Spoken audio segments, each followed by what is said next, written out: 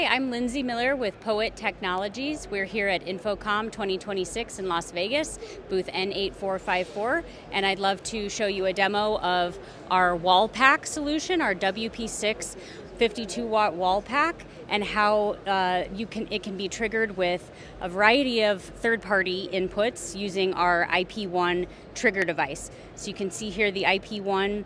We have a few different examples, 2 different dry contact inputs, 2 voltage trigger inputs, as well as 2 voltage outputs. So what I'll show you today here is that with any dry contact, you can use this IP-1 to have a different effect on our RGBWW wall pack. So in this example, we've set the frequency to half a hertz, very slow, just to rotate through some of the various colors that you can do on the wall pack. You can also trigger the light to turn on in a solid. This is the warm white end of the spectrum.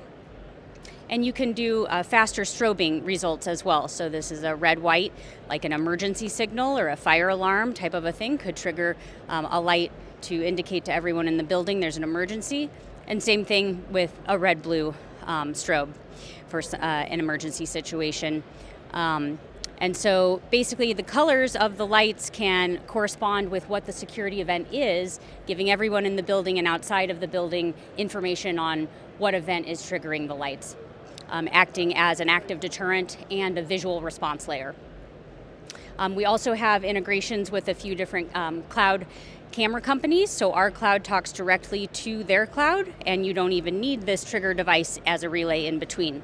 And those integrations as of today are with Avigilon Alta, Eagle Eye Networks, Rhombus, and Verkada. And so you can use any of those cameras to trigger our lights, not just the wall pack, but any light that you see in the booth. And if you're not using one of those cameras, you can still use your cameras to trigger our lights with the IP-1 trigger device.